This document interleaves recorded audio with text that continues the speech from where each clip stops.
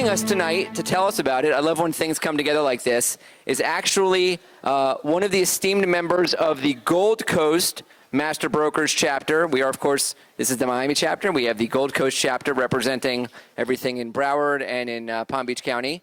And I'm delighted to introduce Dean Sklar, who, along with his wife, Rose, formed the Sklar team with Caldwell Banker up in Weston. They are amazing people, and they'd like to tell us about this beautiful project. Thank you, Jason. We own Weston. Can everyone hear me okay? Welcome. Thanks for coming down here tonight. Again, we came from Weston, so if we were coming to AKAI Estates, we'd have our own helicopter.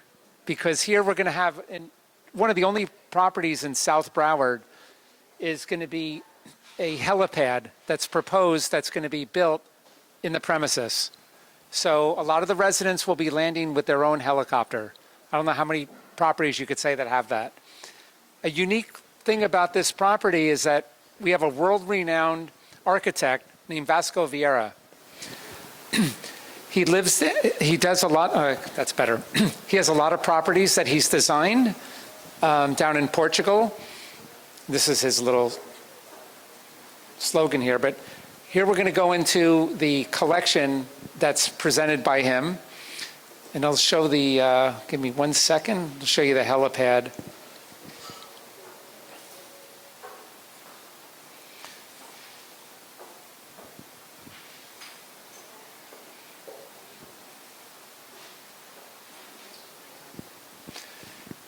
It's truly a one-of-a-kind development. You're going to drive in, it's going to be a guard-gated development with a 24/7 security guard. You're going to have your own tennis courts, full basketball court. Each property is on 2 square acres.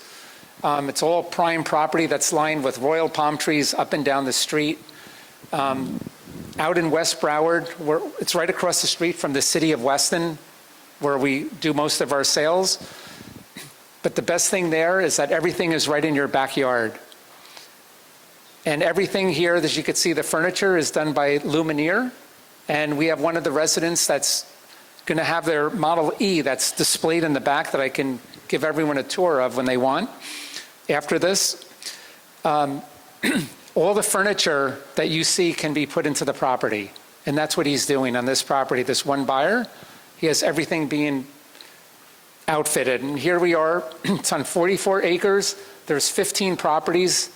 One of them is going to start with it's the Model A, and that's going to be at 11,000 square feet. And then we go all the way up to a Model X, which is on 4 acres, and that's going to be $36 million.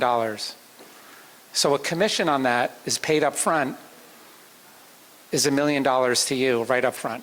So that would be a nice person to bring over. You don't have to wait for the project to be built.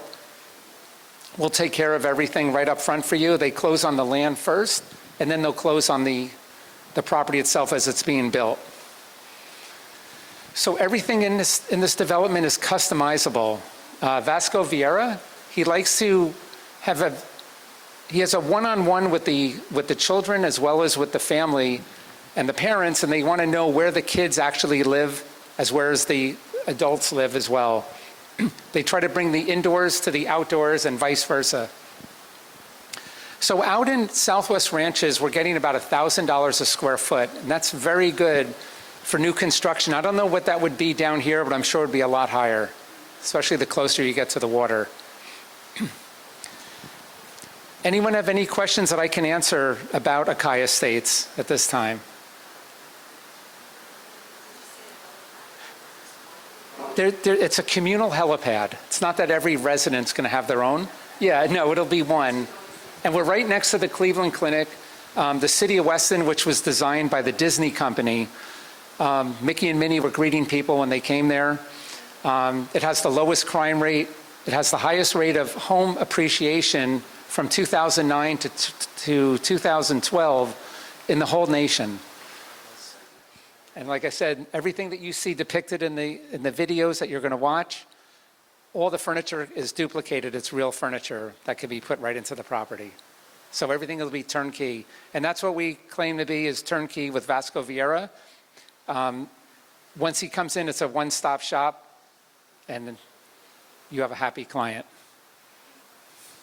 Okay, Jason, thank you. Another hand for Dean Sklar, please. Thanks, everyone. You know, as I was driving here today, some of you may know I live not in Miami, and I was driving past the AKAI site actually, you know, the weather was doing what it was doing, and I actually started having some biblical thoughts. I started thinking about, you know, raining, Noah connections and the ark and connections, and it reminded me a little bit of tonight, and it reminds me a little bit about all of you who are here tonight, because if you've come tonight through what we had to come through to be here, you are the most devout, the most loyal, and we really give yourselves another hand. We really do so much appreciate you braving the rain to be here tonight. It is so special. And if you look around, I want to point out how beautiful everything has been made for you and cared for you. And you know, to put on these events, our very generous sponsors make an investment, and we do appreciate it. And sometimes we have to point out to the future sponsors what we bring and the value we bring when you host us for an event. Those of you who completed last week's survey, which we sent out to all members, thank you for doing that. If you haven't yet, please come see me. Even if you did do it, just come see me, because one of the questions that we asked you was, over the past 5 years, we listed all of the event hosts that have had us in their doors, and we asked, hey, after they had us, did you sell something? Did you sell a unit? Did you sell some merchandise? What have you? And we really could use that information. Some of you may have completed it and were a little bit shy about saying, you know, who you were and when you sold it. And, you know, that's fine. We appreciate that level of modesty. It's great, but it doesn't help us. What we need is who you were, when you sold it, how much, all the details, because it helps us when we go back to that developer, when we go back to that sales team. We could say, hey, you know, you hosted us in 2022 and our members took care of you. So if you can do that for us, we really would appreciate it. So with that, I am delighted to introduce your chair of the Miami Master Brokers Forum. Please, a warm hand for Ileana Abea. Hello, everyone, and welcome. So, thank you. You're welcome. My voice carries, so. Thank you, Jason. As usual, great presentation.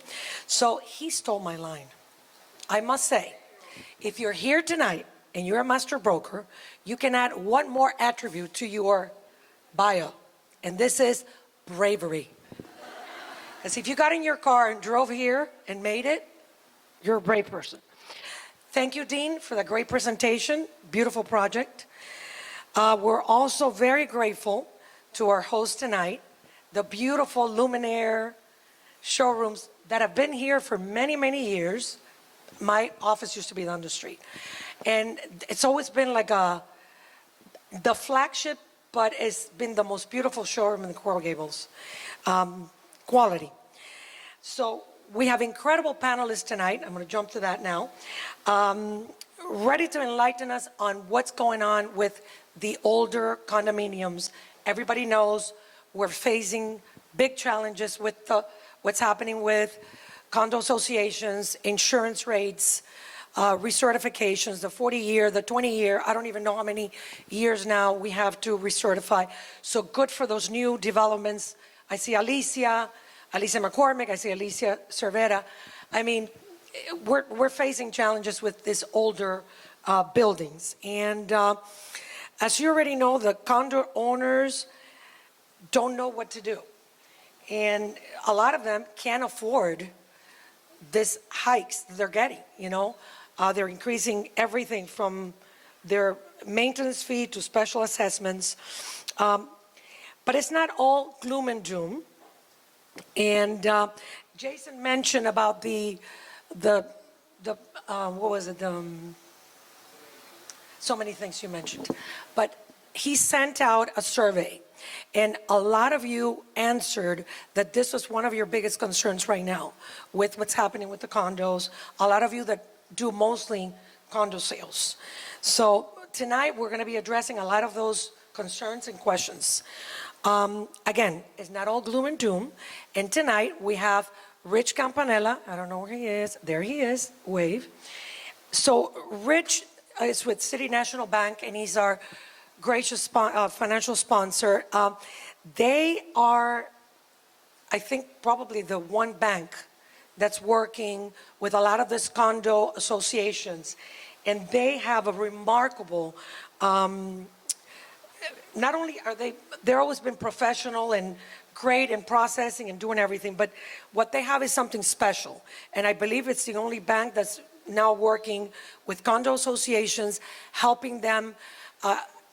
If I'm not mistaken, it's 90% of the insurance.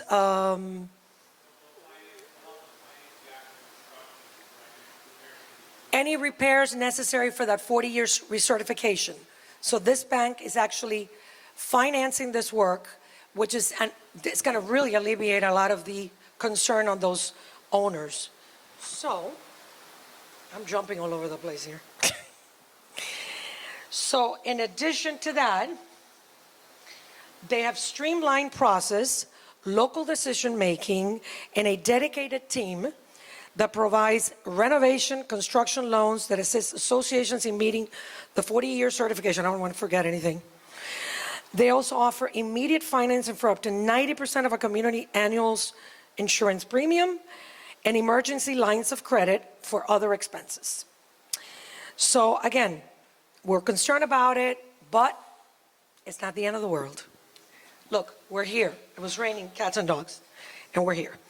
So now, I have the pleasure of introducing our host for the night. His name is Stefano Casaniga. I hope I pronounced this correctly. Don't come yet, because I have a whole, oh, no. Finish your drink. So he is the CEO of Luminaire and attorney. He stands at the helm of the world's premier design platforms, crafting, this is so beautiful. Wait till you hear this. Crafting unparalleled interior solutions that transcend boundaries. Under his visionary leadership, these companies weave together diverse backgrounds and styles into a seamless tapestry of total design experiences. Well, his touch transforms spaces into poetic expressions of elegance and innovation, catering to the most discerning clients. And this is a global company, guys. My friends, this gentleman made a lot of changes in his schedule to be here tonight, and we're very happy, and we're going to give him a very warm Master Broker welcome. Stefano Casaniga.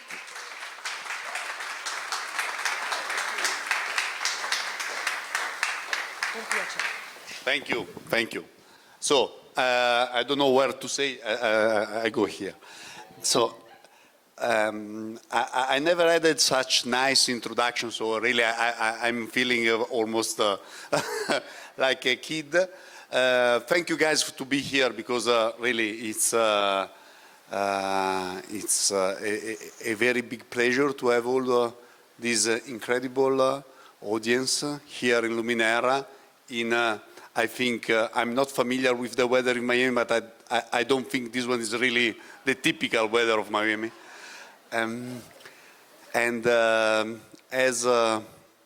As been introduced, we are very proud to be part now of Luminaire. We are a company in Italy called Interni, that is exactly what is Luminaire here in the United States. So we are the best platform of design in Europe that carry the most important Italian international brand of design. And we are supporting designer, final client, real estate agency to support in make the project become true. We have the capability to put together the best of the design, Italian design and international design, also mixed with a network of 100 master artisan that we have been able to met during more than 90 years of history, that are able to produce some, unique pieces, unique finishing that make every project become unique. Our joint venture, or better, our merge with Luminaire just happened. Is just few months, actually from February, and this is for us a great pleasure because we can help our colleague in United States that to have even a better opportunity to represent Italian design and also to give a better service to all clients, as I said, designer or architect that wants to achieve something very unique.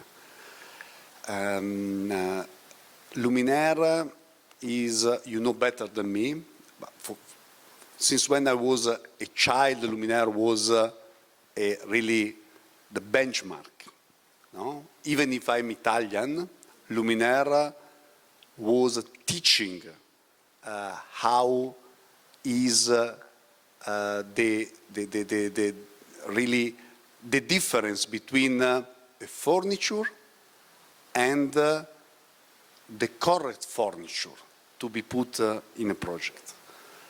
And when this opportunity became true, we were very happy because we can put together all the experience that has been done in the United States and in Italy in order to give the opportunity of a unique service.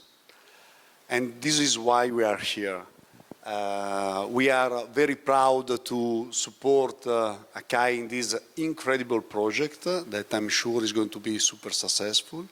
And there is also proof. They are also already start selling the first houses. But we are here also to say, guys, you are welcome if we can help in any other project or help any of your clients to be achieving a special solution. We are here to really support you. And we are an international company. We are present in United States, Italy, UK, now in Middle East. And we develop a lot of time a relationship, special relationship with the best real estate agency, because we have the same goal: make your client be happy. And this one was the rule of Luminaire. This was the rule in Terni. If a client is happy, he's coming back to you, and is sending you other client. And at the end, we do the most beautiful job that is available, because we are linked to special people that do special houses, and we are help them to living a dream life. Okay? So thank you again. I don't want to keep you sit. Now it's time to make a toast and have a nice, a good dinner. And thank you again to come with this, let's say, not welcoming weather. Okay, thank you. It's very short. Thank you, Stefano. That was beautiful. And now, I'm going to introduce somebody that doesn't need introduction. Oh my God, this is terrible. Tonight's panel moderator, our very own master broker, Andres Acion. And he's got Thank you very much. Spencer, thank you for opening up for opening up your, Stefano. Thank you for opening up your home to us. And I just want to say that Luminaire, when I think of Luminaire, I think of the utmost of quality. Nasir, which one of the original founders, I got to work with him while we were selling the project 900 Biscayne, which Alicia Cervera, I had the pleasure of working on selling that project. And watching him work with David Martin on design of the project and thinking outside the box was amazing. So in Miami, Luminaire really has their hand not only in design of furniture, but design overall the concepts of projects. Even 1111 Lincoln Road, the garage on Alton Road, Nasir had his hand on bringing in the architects to do that project. So you have an amazing company, and I'm sure you're going to be doing a lot of great things with it, and we look forward to being a part of it as well. So thank you. So thank you, Ilyana, and hello to our fellow master brokers. Today is June 12th, and June 24th will mark the 4th anniversary of the tragic collapse of the Champagne Towers in Surfside. For most of us, it was one of those dark moments when you can remember exactly where you were the day that you heard the news. 98 people lost their lives on this tragic day, including many family and friends of people in this room. As the details of the collapse have become clear, government and industry leaders have taken decisive measures to ensure that other South Florida condominiums, particularly those near the coast and older than 30 years of age, are much better maintained, more regularly inspected, and by law financially prepared for expensive construction and renovation projects. While these new requirements were made with the best interest and intentions, they have also created a very difficult perfect storm of factors that deeply challenge South Florida's condominium owners and associations. Many condo boards have to take hard looks at the resiliencies, reserves, insurance coverage, and levy very expensive, often 6 figures, special assessment to unit owners in order to satisfy these mandates and obligations. We'll focus tonight discussion around 4 main topics: the current state of play in the condo sector, the impact of past and future litigation, the tyranny issue of developers buying out of other condo projects, the positive steps we can take as realtors and brokers to help mitigate these issues. And as Miami Beach condo owners and real estate professionals, I have personally experienced the challenge we are facing on all sides and look forward to a robust conversation with the extraordinary panelists who I'm about to introduce. Greg Batista is a seasoned structural engineer with over 30 years of experience in the field. As the founder and principal of G. Batista Engineering and Construction, he has led numerous high-profile projects specializing in building safety, structural integrity, forensic engineering. Greg is a licensed professional engineer in Florida and holds a reputation for his expertise in assessing and restoring aging structures. He is also an advocate for improving building safety regulations and frequently shares his insights through public speaking and writing. Greg's commitment to excellence has also made him a trusted authority in engineering and construction community, and many of you may remember him joining us in 2021 to share his insights on Champagne Towers. Please welcome back, Master Broker Forum, Greg Batista. Please come up. Greg also was a project manager for the construction company that built Murano, the building that I'm actually living in. So we have a lot of questions for you on that too. A long time ago. Yes, 25 years ago. It's still Alicia Cervera's favorite project opening day party. She could talk to you about that. Spencer Hennings. And very special about Spencer is that his grandmother is Judy Rosen, that's here with us, that many of us know Judy for so many years. I gotta say, I probably know Judy since I started in the business. And so thank you for both for being here. So Spencer is a real estate attorney at Shutt & Boyne. In 2020, he received a governmental appointee to serve as the Florida's condominium ombudsman. And from 2020 to 2023, He resolved thousands of issues in condominium association, served as a state liaison for those affected by Champagne Towers, and helped draft the new condominium legislation at the local and state level. At Schutz & Boyne, Spencer focuses his practice on real estate transactions and condominium and planned development law. He has assisted in the representation of publicly traded companies, private equity funds, foreign entities in their acquisitions, dispositions, and developments of properties throughout South Florida. Please welcome Spencer. Let's go. Russell Jacobs is a real estate lawyer with over 25 years of experience serving as legal counsel to a variety of companies and commercial entities. His firm is dedicated to the real estate transactions, title, litigation, corporate work related to real estate transactions, and the representation of numerous condominium associations. Russell provides a continuing education credits to realtors on contracts and other critical real estate issues, and has been named Educator of the Year by the Miami Realtors.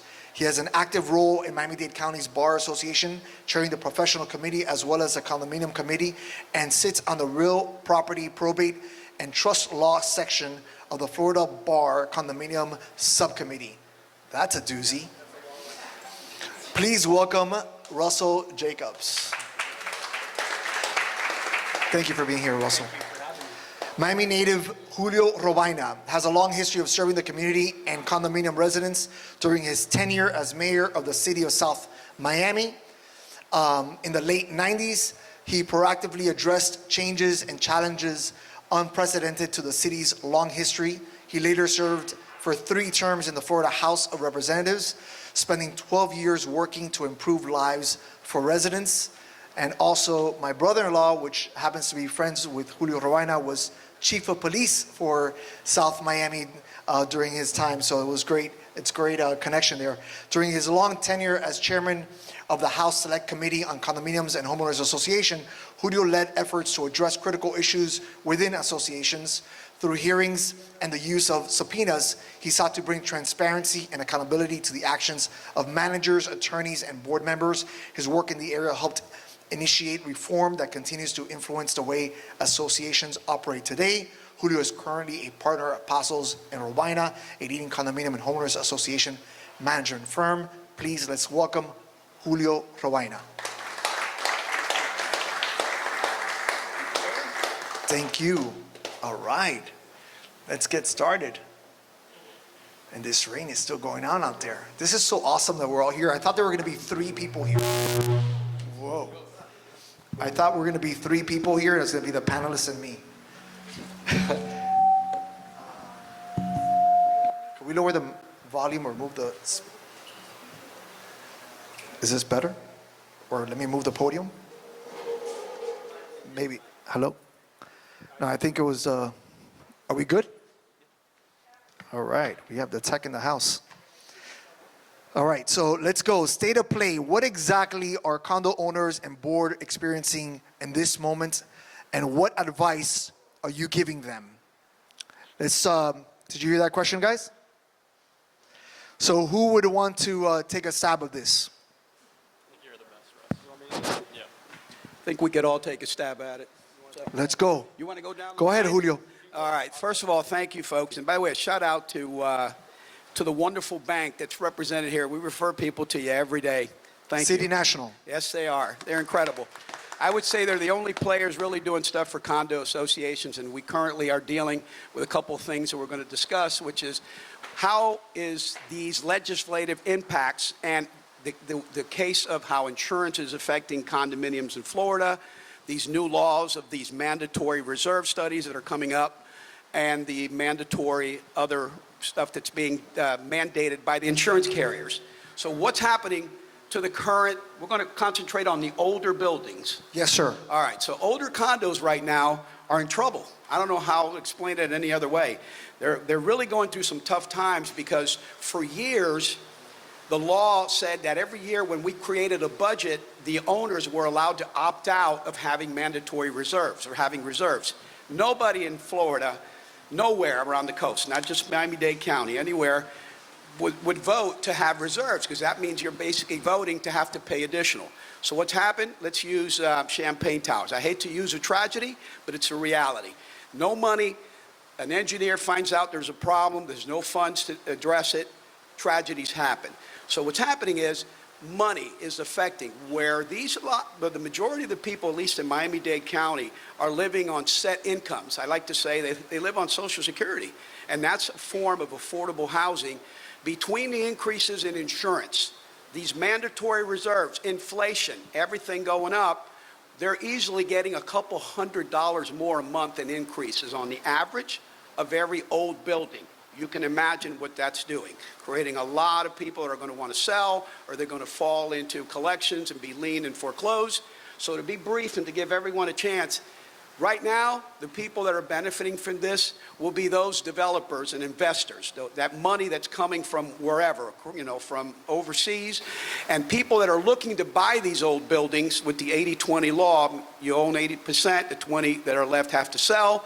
And due to the upzoning in most of these locations, a lot of these older buildings, in my opinion, will be gone soon because they will not be able to afford to stay in those positions. So I'll leave it there because there's a lot of other experts. Yeah, Russell, you want to add on to that? Yeah. There we go. I had it shut off so we wouldn't get the feedback. So as agents and brokers, I think really what you want to understand is the what and what do you do. And I'm definitely going to agree that the state of condos, elder condos, are going to have a problem. The problem is what I call the triple witching, which is that you had a massive increase in special assessments due to the fact that we had Champlain Towers that said that now you've got to do all this construction work. You have 40-year and 50-year recertification requirements in Dade and Broward County, which are requiring that work to be done. And simultaneously, you've got insurance rates which have skyrocketed through the roof and continue to go up with no end in sight. And that's caused the last round of special assessments that you see happening. Okay? So that's been going up. Now, with the new law in place, come January 1, 2025, mark your calendars, okay? And there's a way to get around it till January 1, 2026. Every condo has to go to full reserves. Basically, if you're over 3 stories, you got to go to full reserves. What does full reserves mean? Essentially, for you, what that means is that maintenance fees are going to double or triple. Okay, why?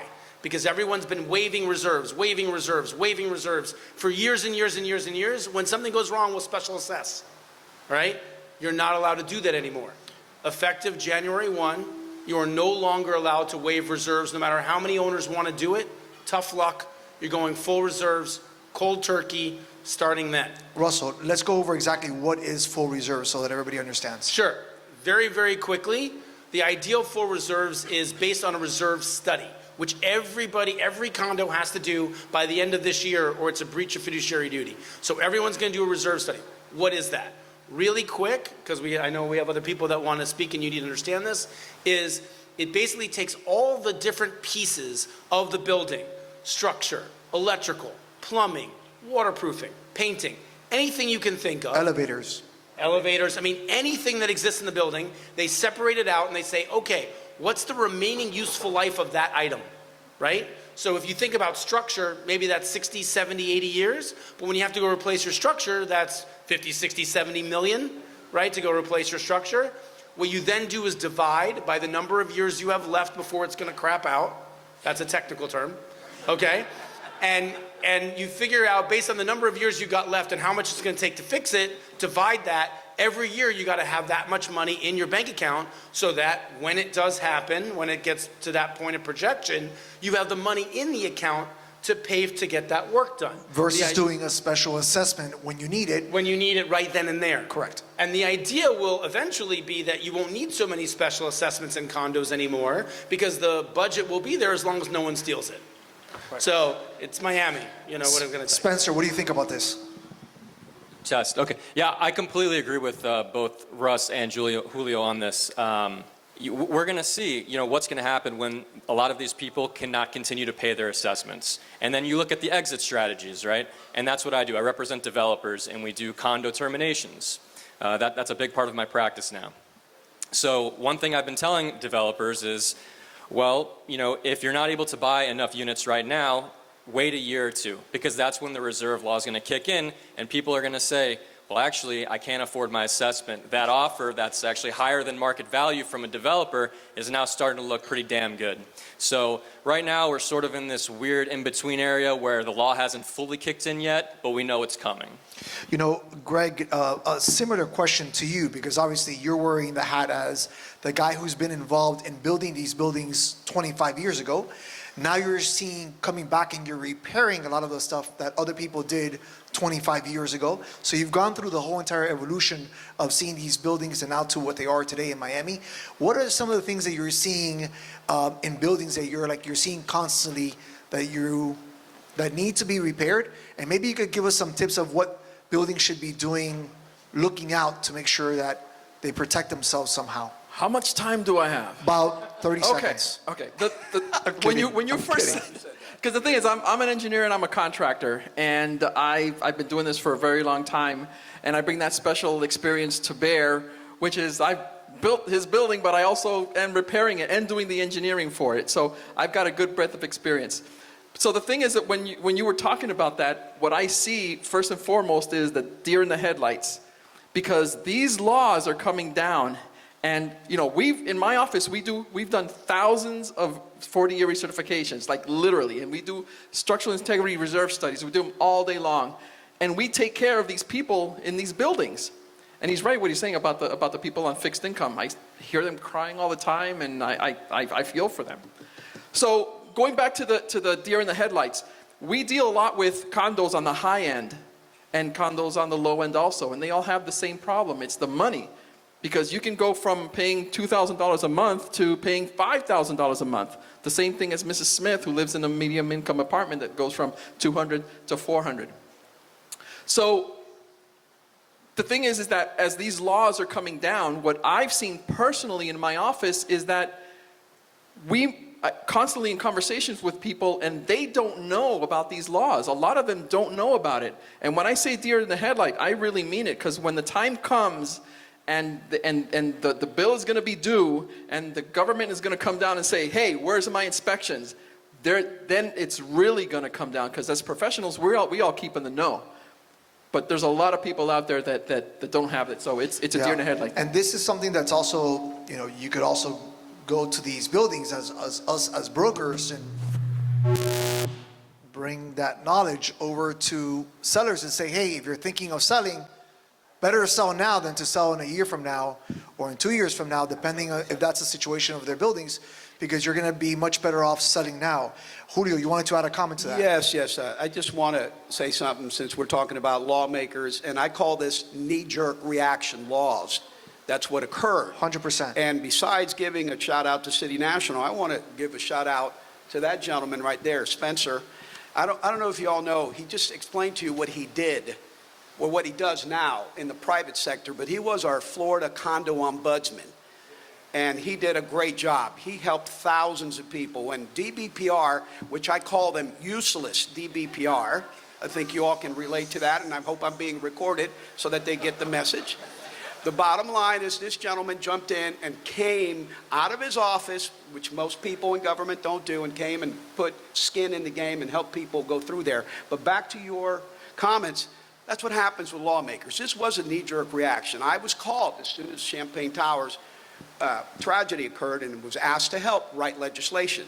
I asked that they did consider funding and other items, but nothing this quickly, because we were in the middle of already, want to call it a recession, a depression, whatever you want to call it. We're having problems with insurance, and then you add this burden. This should have been staggered and brought down the line. It didn't. It's here. We have to live with it.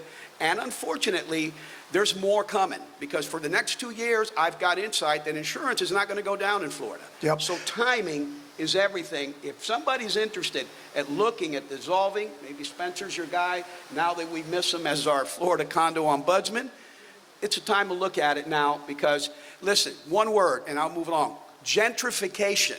Has everybody heard that word? Yes. Get used to it. That's what we got going on in South Florida. All Thank you, over. Andres. Russell, you made a comment saying that the deadline was January 1st, but it could be extended.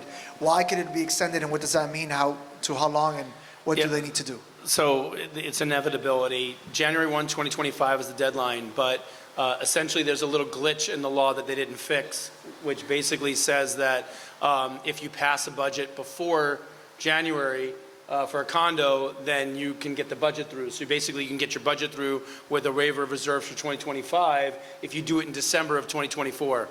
So some Which smart everybody condo- does typically. not always. Some smart condo lawyers out there will figure that out. So some condos will be able to do it and they won't. But for you out there as agents and brokers, I think the watchword here for you is sell, sell, sell.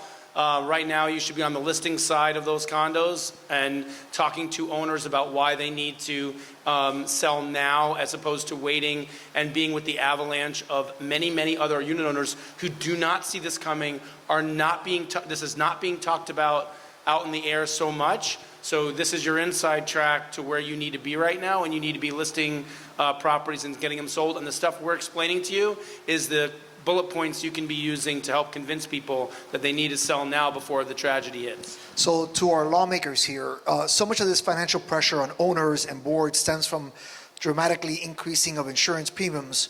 Who would you say is to blame for this? And how did we get to this here in Florida? And I know that it's not, obviously it's not just Florida.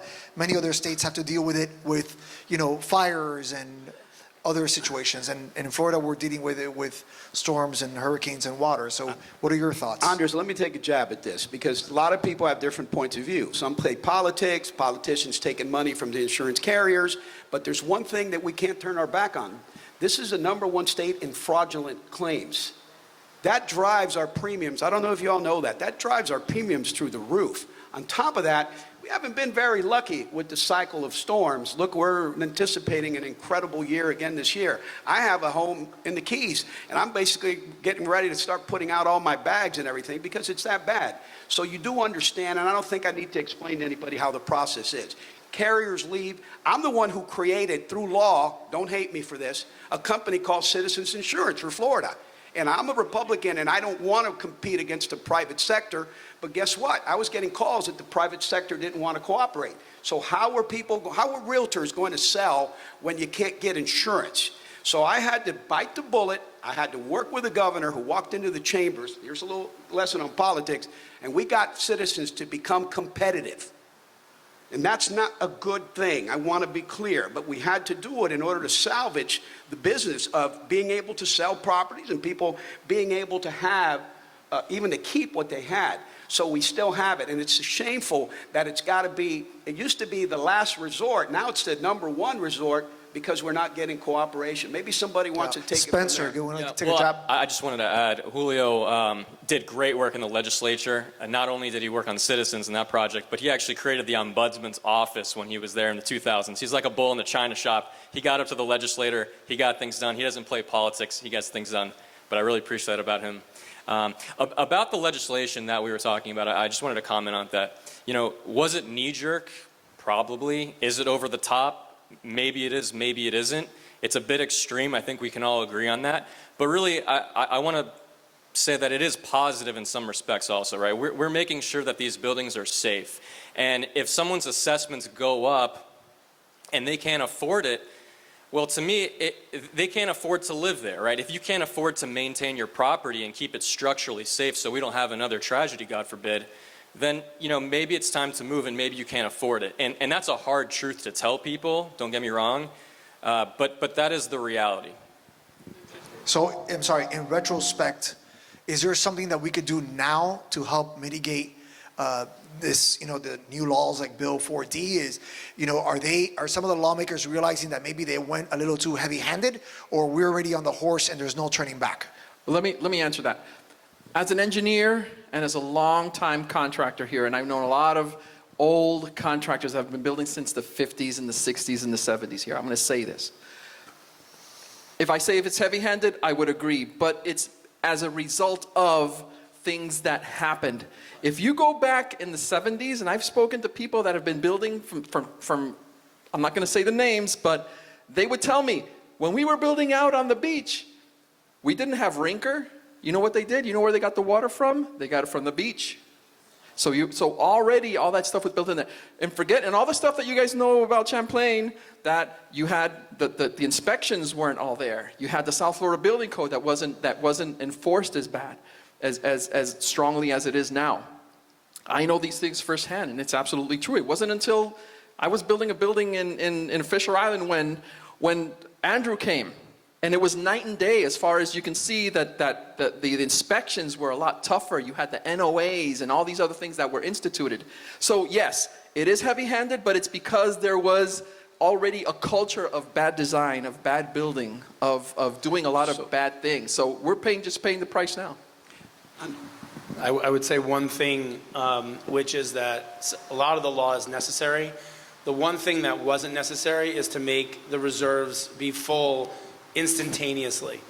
I think that was the biggest problem. If they had just phased that in for elder condominiums, that would have probably solved the problem. The long committee that you read that I'm on, we lobby the legislature for changes and fixes. In the last 3 legislative sessions, because this law has been around for 3 years, it's just going to take effect now. And for the last 3 years, we begged them to phase this in, and the legislature won't do it. If they just made it 5 or 6 or 7 years, and you have to do a little bit more towards your reserves every year, it would have made it more feasible. But they didn't want to do that, and we are where we are, and we got to, bite the bullet and deal with it. Hold on one second, real quick. The Realtors Association has a very strong PAC that helps, sort of like promotes what's good for brokers and buyers and sellers in South Florida. Do you feel that the PAC has done a good job, or have you been involved? Have you seen the real estate board PAC? Yes, please. Can you talk about that? I've worked with the Florida Association of Realtors. I'll remember years ago, there was a bill that I passed called bulk buyer. So let's say you had an investor that wanted to buy a whole bunch of units. You were lucky enough to make that nice commission on it. They were going to be held responsible, like this developer, if they bought more than, I think it was 3 units or 4 units. I removed that. What kind of nonsense was that? You want to buy a bunch of units, buy it. But you were going to make them responsible for the entire building. Basically, they were going to assume the responsibility of a developer. So, yes, they do work. The PAC is good. They lobby us all the time. But what I like is that they don't come at us with 20 different things to lobby for. Normally, they pick 1 or 2 that are very important. But going back to your question, because no one's answered your question about what can be done. When I asked the insurance commissioner of Florida and I asked Floridians, what can be done? You know what the number 1 thing is? Stop building on the coastal areas. Stop building. And unfortunately, that's the most sought property. That's what people want. That's what we're all about. You're on the Gulf side or on the ocean side, but you keep building, you're going to have to pay. Same if you move into AKAI, you're going to pay for very beautiful furniture that goes with it. Well, guess what? There's a responsibility. You want that, you're going to pay for it. And obviously, we're going to continue to build it and sell it because that's what people want here in South Florida, right? So, Spencer, developer buyouts of older condos seem like a promising solution for most stakeholders in this moment. But the appeals court ruled from this past March regarding the Biscayne 21 building has put an entire process in limbo. Thoughts on that case and its impact on future buyouts? Maybe you could give a little insight to what that case is about. Sure. Are we familiar with this case, the Biscayne 21 decision? Give a little summary. I will explain it.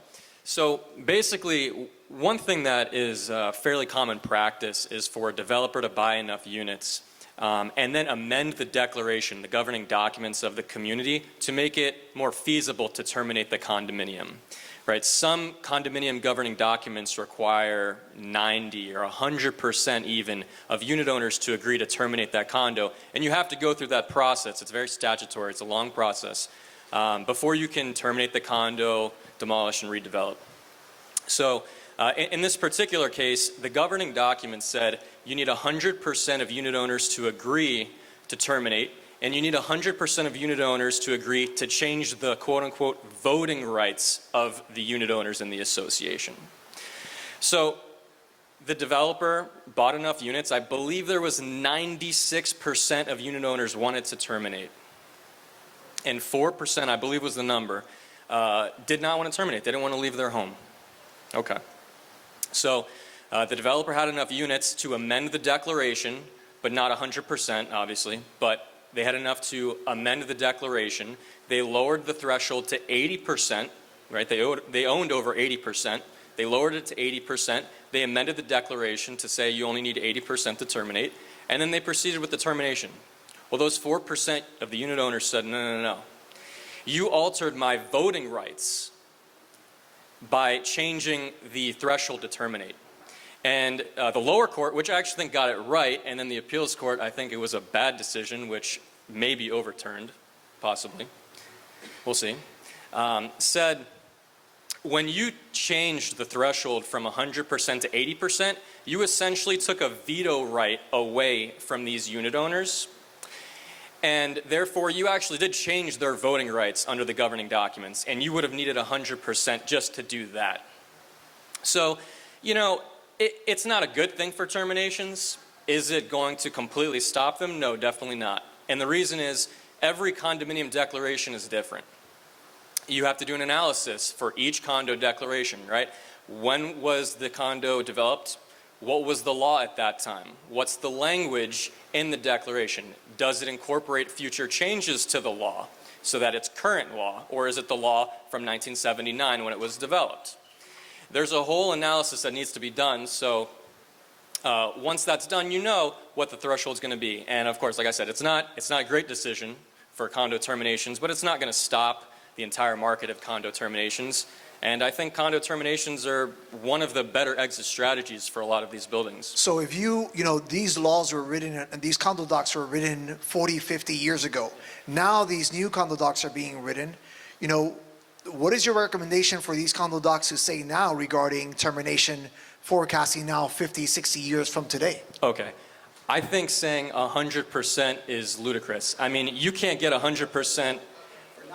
You can't get 100% of people to agree in a condo for anything. I mean, even if you're giving away money, you couldn't get 100% of people to accept money in a condominium. I'll take it. That's one thing I learned as the ombudsman, is that you'll just never get 100% of people to agree on anything. So what's your recommendation? Well, I think the law right now is 80% and It's all of us having our mics on at the same time. It's 80%, 5 can veto it essentially. I think that's very good, correct? Because if you have 80% of people, 90, 96% of people that want to terminate, you know, why shouldn't you be able to? It's certainly the will of the majority, and condominiums are supposed to be little democracies, right? That's my thought.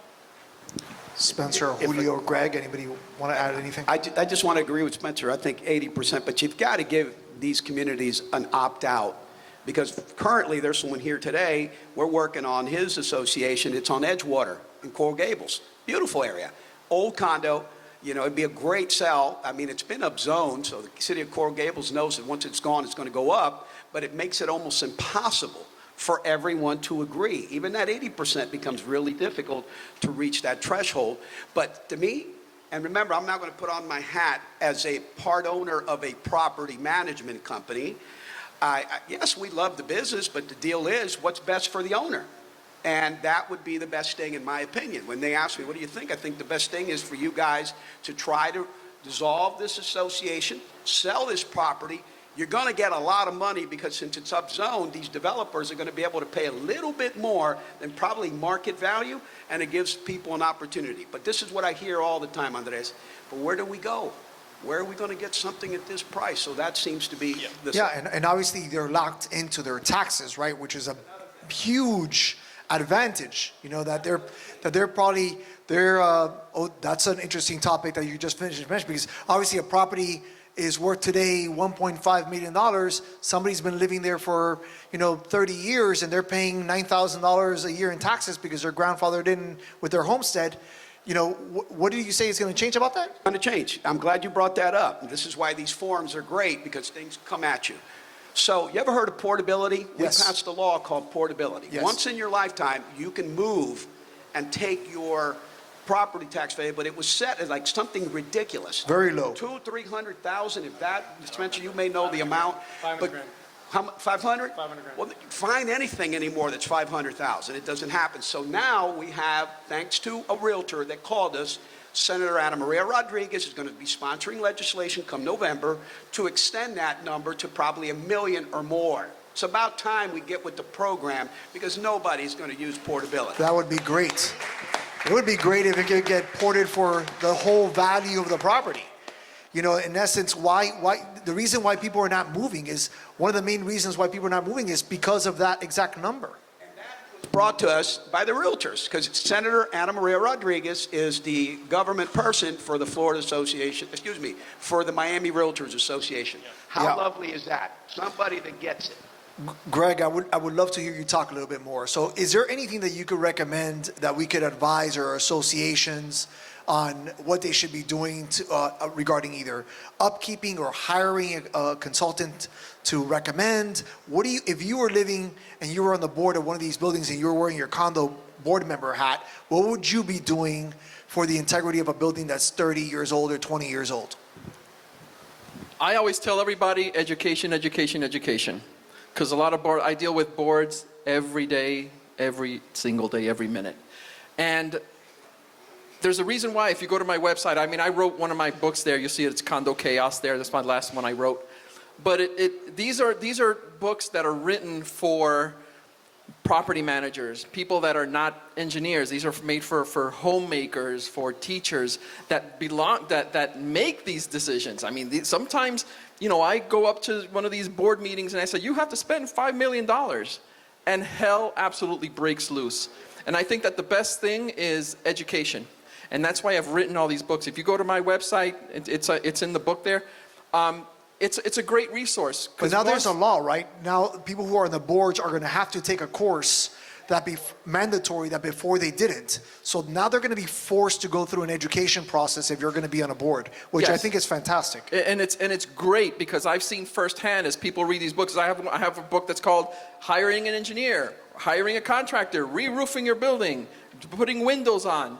I've got a whole list. And even I wrote one about the lessons learned from Champlain Towers, which I was involved in that whole thing, and I don't want to talk about it. But anyway, there's very specific lessons that are learned, and if we learn from the history and we educate ourselves, that is by far the best thing. Because once the people that are invested in that property, that these people, the people on the board, once they start making the right decisions, not only by them, but by the rest of the residents, taking into consideration their safety, then that is first and foremost the best thing. Yeah.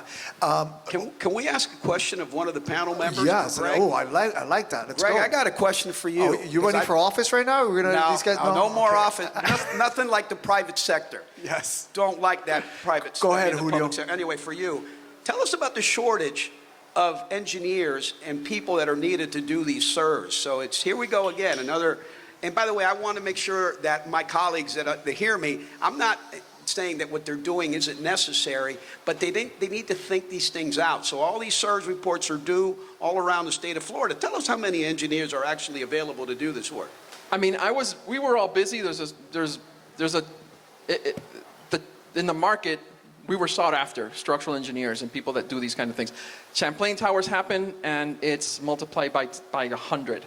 I've had to go out of state to get people, and I'm sorry?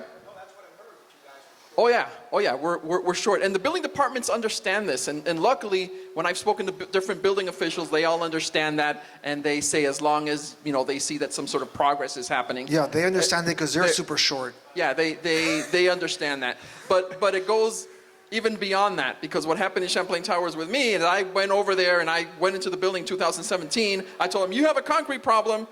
They ignored me. Greg, you're out. Let's get somebody else. Building fell. Guess what? I got sued, and I had all the meeting minutes and everything.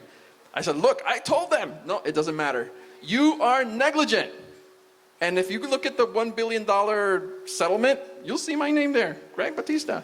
So that word got out in the street, and guess what? The engineers that go out and they see a small crack, you have to get out of the building, because they don't want to be negligent also. So let me ask you something. It becomes worse. Let me ask you something. Obviously, we're dealing with a lot of our buyers, and we're introducing them to condominium buildings.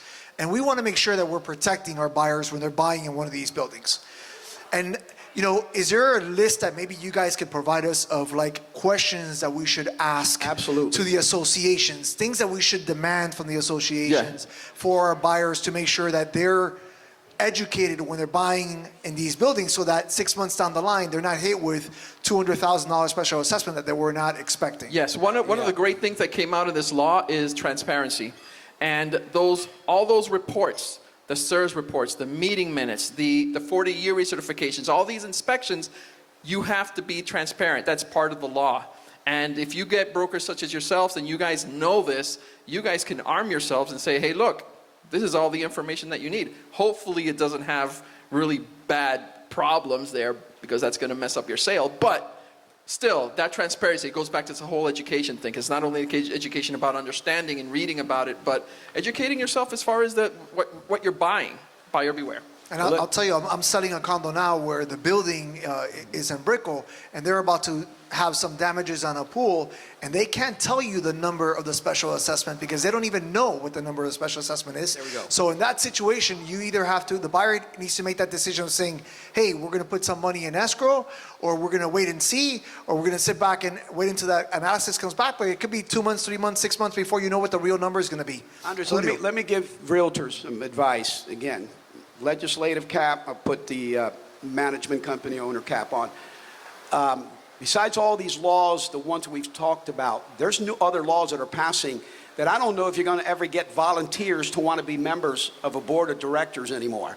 Because now there's a law that's getting ready, the attorney can speak to that even more than I can, that if you're a volunteer, you don't get paid, you do this and you get harassed already as it is, now you may find yourself not in a violation or a fine, you may get hit with a misdemeanor or a felony. So you want some advice, realtors? Not only are you going to get information from your condo questionnaires that you order, or your estoppel letters and all that stuff, and by the way, stop expecting property management companies to give you answers on a condo questionnaire or an estoppel that we don't even have the answers to. I've got realtors that call us and say, well, you got to answer this. No, we don't. We don't even know what to expect. It's not even implemented. Yeah. Come July 1st, realtors, please, not only do your due diligence, get your estoppels, get what you can, do your condo questionnaires, but my advice is to look at who's the new board. Because all of a sudden, we've had these massive changes of board because this created a platform for people that told the voters, the owners, vote for us and we'll get rid of all these increases. That's the biggest lie since, I'm half pregnant. You got to be kidding. You got to be. I got to tell you, we have about 5 more minutes, and I just want to open it up a little bit for questions, just in case, and we'll go back to the panel in the event that there's not a question here. Anybody have a question? Pat, Alicia, I'll go back to them. Alicia. So there's a lot of developers putting out offers, but they are completely they're one-way options. Those are the worst offers that anybody has ever seen on the planet Earth, because they are putting up no money that's bound, and they're basically tying up the property with a free walk. It could be 3 minutes before that assessment hits the roof. So what is being done to kind of resolve that, if anything? And what is the legislator going to do when all of these homeless people hit the streets? Because this is what's going to happen. And one of the reasons it's going to happen because the condo termination has been made so much harder, and you're saying it's going to happen, but a lot of it is on hold. And how long is it going to take that to get to the legislature? So that's a question for condo terminations, essentially? One was the developer side, and these condos. So the developer side of the contract when you're buying a brand new condo? On the buyout. When you're trying to buy out on the termination. And the offer's usually garbage. Obviously one-sided without any hard money on these deals, and they try to put everybody together. They can tie everything up. Yep. The minute before it close up, they can walk away and say, see you, or they can say, okay, we'll close, but the offer's now whatever. So I've seen it on both sides. I've represented owners that are banding together to block terminations, and I've represented developers who are enacting terminations. So I can give it to you from both sides. I know Spencer probably can as well. So what I would tell you is that when you have an owner who's like that and they're seeing a garbage contract from a developer, you want to try and get the owners, see if they can band together with other owners, create a collective group. One, you can afford an attorney much easier. It's much cheaper if you've got 15 people who all kick in for one attorney to help them all, right? And two, if you're going to negotiate a deal, right, isn't it better to have the 10% of the condo or 20% of the condo behind you? Then you go to the developer and you say, you need 20%? I got it right over here. What are you offering? And you end up with more bargaining power as a collective than you do as an individual. So in your instance, I would tell you what I have seen work over and over again is getting owners to go around to the community and banding together as a group, and they basically do it as a voting block. And you get a good attorney who knows what they're doing, they can put that together for you, and now they have power, and then they can go back to developers, and we've successfully negotiated for these blocks over and over again where they get better than everybody else got. That's a great tip. Spencer, you got one? No, I mean, the terminations that I've done, the contracts have been different. A lot of times the developers are slowly buying up the units over a period of time until they have a critical mass. Those are the ones that I've been involved with, so I haven't personally seen these garbage contracts like you described, but Spencer doesn't write garbage contracts. I don't write garbage. Mine are golden, so yeah. Does anybody have any other question? No? Russell, I think you wanted to make another comment. Yeah, one of the questions we had just before was what should you be asking in a condo that is older? And I made like a quick super bullet list that you can have because you may want that. So one of the things obviously, and you guys probably already know this, is that you need to find out what special assessments exist today. Can they be paid in full at closing? What special assessments are coming up? Right? So maybe you didn't know how much it was, but you know it's coming. Right. So you can start to plan that into your math. And you can try to negotiate maybe with the seller if you're on the buying side of a deal, what you can do. Is there a 40 or 50-year recertification letter that was completed? Did they complete the work already? So you should have a clearance letter, a 40 or a 50-year clearance letter you can see. There's the reserve study completed. Can you get a copy of it? That will tell you what that remaining useful life left is on everything, which will tell you how bad or good the building or the engineer thinks the building is that Greg does. Is there a budget? Does it have full reserves or partial reserves? How long have they been waiving? What are they going to do next year when they have full reserves? What's that going to look like? And is there litigation going on in the building? Half the managers don't even know if there's litigation going on in the building, so you really want to sit down to be able to do that. That is a really short, not comprehensive list, but the nice thing is that the as-is 6X, which is the current contract, although now they're revising it, requires that the seller provide that for you and the association provide that for you, so you do have your 3-day right of rescission in that contract that does not expire until they give you all of those things, which means the morning of the closing, if they haven't given it to you, it's like, okay, well, thank you very much. So they need to give you that document, so you need to be able to look at them. That's very important. And is the county, because I remember hearing that the county was going to have a website that was going to be updating what these buildings are doing or not doing. Is it functioning? Is it up? Is it really? It's not yet. It was a great ordinance passed by Rene Garcia, which was a senator and a commissioner, and condos are not all complying by getting all that information in there. So, Andres, but I just want to make it clear. All this that you hear sounds like doom, that the world's coming to an end. It's not.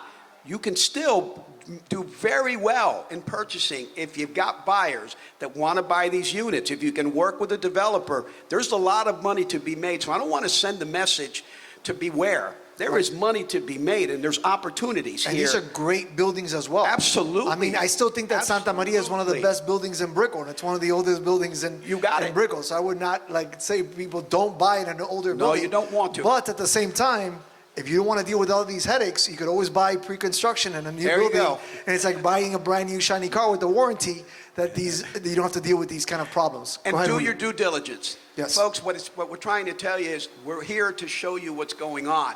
You've got to do more due diligence these days than ever before. I created a law that's called disclosure. I hope that realtors are doing it, that all that he just mentioned should be disclosed to your potential buyer, or if you're representing a seller. This is nothing new. This is common sense. But I always say there's always an opportunity on the upswing or a downswing of a certain part. For sure. And this is a good opportunity, especially for you folks that are used to dealing with this. And then finally, I can't leave without touching this point. One thing that keeps coming up all the time is what's going on with all this fraud and mismanagement and stuff. Yes, it is, but it's not the majority of the problems in condos. What's happening, and believe me, I'm trying to get a fraud task force created. Spencer knows about this at the state level, where it's like the FBI for associations in Florida, where they'll be able to come in with their badges, take your laptops, and arrest everybody. But stop saying that everybody's stealing, because you know what's happening right now? Not every condo is stealing. What it is that when these increases are being passed on during the budget process, I've gone from being the angel that you guided us So now I put my hat on as a management company and I bring them their budget for the following year, and their increase went up 150%. You know what they scream? Me está robando. For those who want to hear what that is in English, you're stealing from me. No, we're the messengers. And that's why. So please be cautious. Not every community is stealing. Thank you, Julio. Thank you. We're going through that. Pat Parker, did you have one more comment that you wanted to add? Yes, ma'am. Hold on one second. The hardest part of the disclosure is that we're not being told the truth.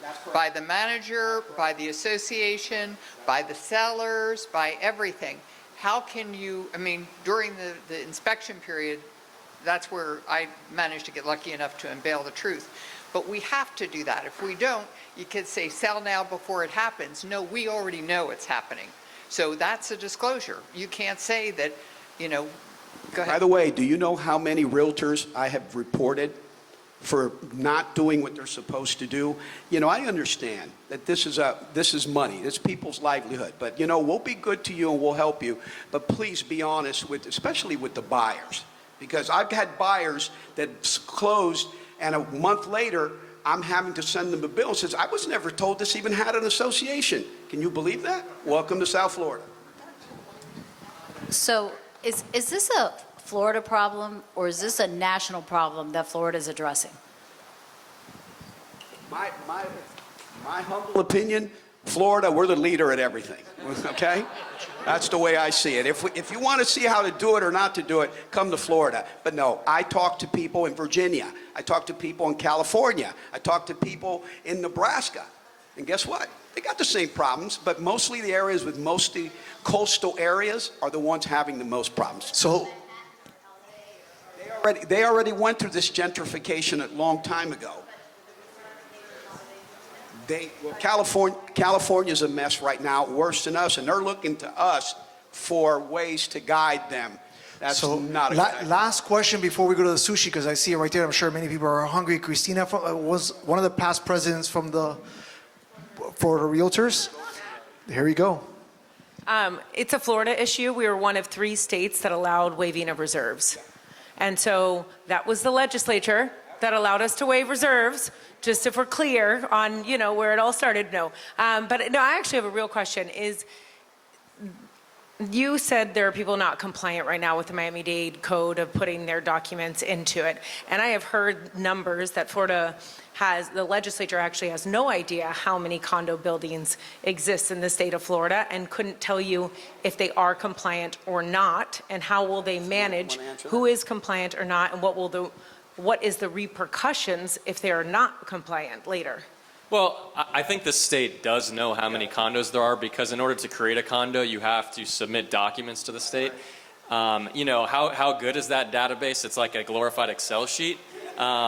And you have to submit $4 per unit every year to the Division of Condominiums, Timeshares, and Mobile Homes. So, I mean, how updated is it? I couldn't tell you, but I think it's pretty much there. I think. So just to be clear, the DBPR that he doesn't like. I like. Right. No, I said he didn't like. I pointed that way. Spencer likes them, Julio doesn't like I pointed that them, way. just to put it on the record. Yeah, they have a record of exactly how many condo filings are done each year, so they know how much it is. It's pretty accurate, and also you got to follow the money, right? They're billing $4 a unit to everybody. They want the money, so they're pretty sure how much it is. So I don't know where that happened, but they definitely know how many.